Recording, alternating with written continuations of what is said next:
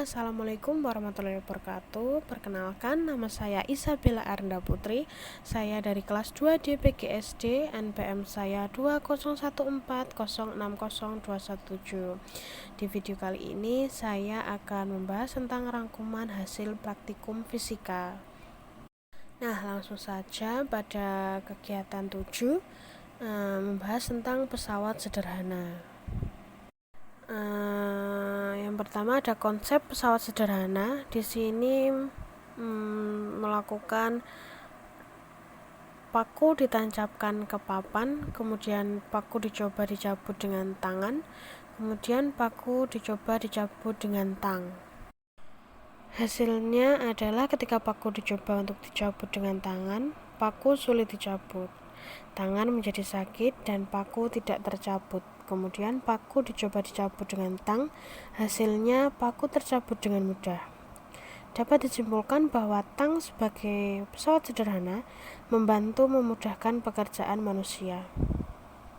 Selanjutnya ada macam-macam pesawat sederhana. Yang pertama ada tuas, contohnya adalah gunting dan juga gerobak bakso.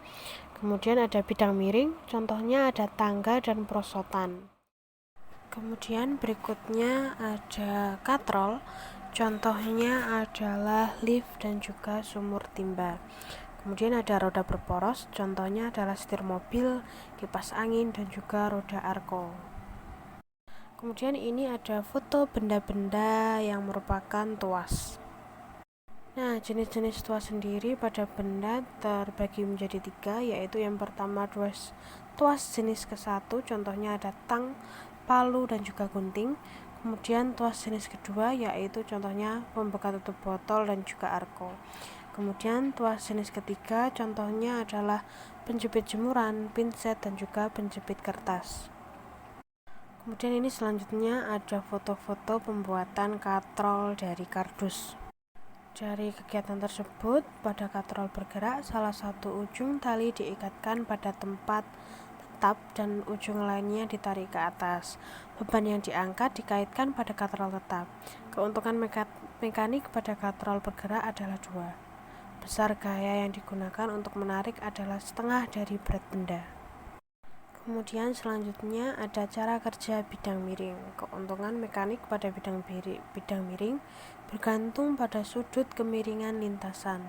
Semakin besar sudut lintasan, maka keuntungan mekaniknya semakin besar.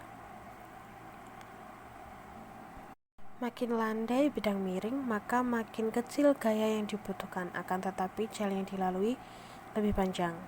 Semakin curam suatu bidang miring, maka makin besar gaya yang dibutuhkan, akan tetapi jalan yang dilalui lebih pendek.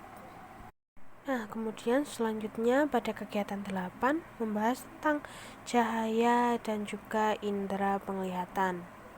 Nah, ini ada beberapa foto yang membuktikan bahwa cahaya merambat lurus. Kemudian kegiatan berikutnya menguji benda tembus cahaya dan tidak tembus cahaya.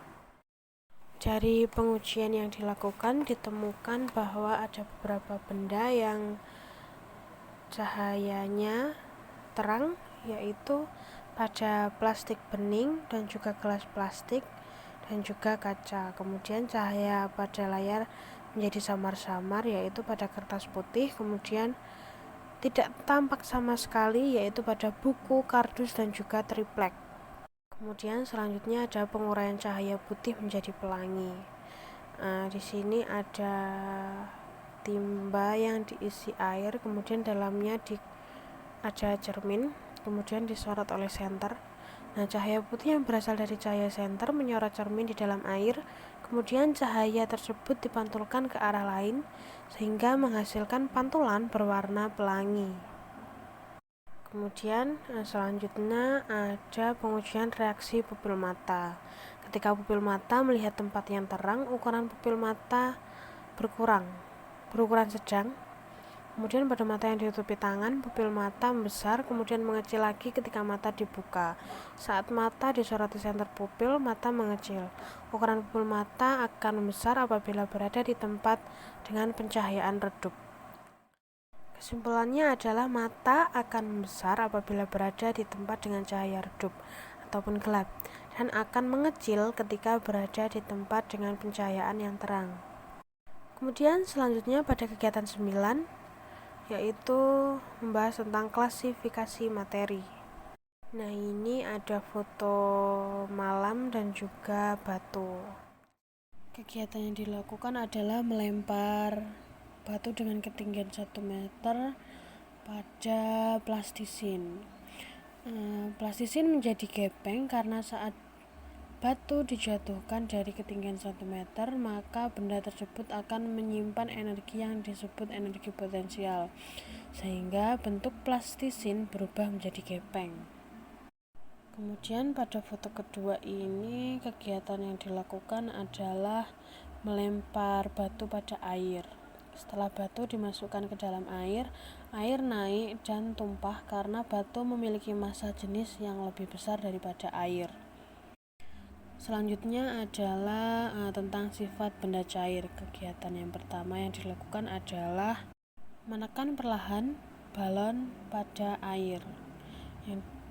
Hasilnya adalah jika balon ditekan perlahan maka balon akan mengecil sehingga tekanan udara dalam balon naik. Jika terus ditekan maka balon akan pecah. Kesimpulannya adalah udara dalam balon menekan ke segala arah. Semakin ditekan akan semakin memperbanyak peluang pecah. Kemudian pada kegiatan kedua ini yang dihasilkan adalah gelas terangkat kembali karena mendapat tekanan atau dorongan udara yang terperangkap dalam gelas tersebut. Kegiatan berikutnya adalah gelas berisi air dibalik, kertas menahan air sehingga air tidak tumpah. Hal ini terjadi karena perbedaan tekanan udara di luar gelas. Tekanan udaranya lebih besar daripada tekanan udara di dalam gelas. Selanjutnya ada sifat benda gas. Kegiatan pertama ini yang dihasilkan adalah setelah salah satu balon ditusuk dengan jarum, titik tengah keseimbangan menjadi goyah dan menjadi berat sebelah. Kemudian pada kegiatan 2, ketika kaleng didinginkan, air yang panas menjadi dingin. Setelah diamati jumlah air menyurut setelah dipanaskan, dapat disimpulkan bahwa pemanasan air dapat membuat air menguap sehingga jumlah air berkurang. Nah, selanjutnya perubahan wujud benda. Perubahan wujud benda terdiri dari 2, yaitu perubahan fisika dan perubahan kimia. Perubahan fisika contohnya ada membeku, menguap, mencair, menyublim, dan juga mengkristal. Kemudian untuk perubahan kimia yaitu ada pembakaran dan peragian. Nah, selanjutnya pada kegiatan 10 akan membahas tentang magnet dan listrik. Setelah pengujian dilakukan, kesimpulannya adalah saat penggaris dan balon digosokkan pada rambut, kemudian didekatkan pada kertas, maka kertas tersebut terangkat dan menempel pada penggaris dan balon. Hal tersebut karena penggaris dan balon yang telah digosokkan pada rambut menjadi bermuatan listrik. Kemudian selanjutnya ada percobaan tentang konduktor dan isolator. Benda dikatakan menjadi konduktor apabila dapat menghantarkan listrik. Kemudian benda dikatakan isolator apabila tidak bisa menghantarkan listrik. Sehingga di sini keadaan lampu menyala menjadi pertanda benda tersebut adalah konduktor, yaitu ada peniti, jarum pentul, paku, dan juga cincin emas. Kemudian ada benda isolator yaitu kancing. Nah, ini ada foto-foto beberapa pembuktian tentang isolator dan konduktor. Kemudian selanjutnya ada rangkaian listrik. Rangkaian listrik ini terdiri dari 2, yaitu rangkaian listrik seri dan rangkaian listrik paralel. Perbedaannya adalah pada susunan rangkaian kabelnya. Untuk rangkaian seri hanya terdiri 1 kabel. Kemudian untuk rangkaian paralel terdiri dari banyak saluran kabel. Sekian pemaparan rangkuman hasil praktikum fisika dari saya. Apabila ada kurang lebihnya saya mohon maaf. Wassalamualaikum warahmatullahi wabarakatuh.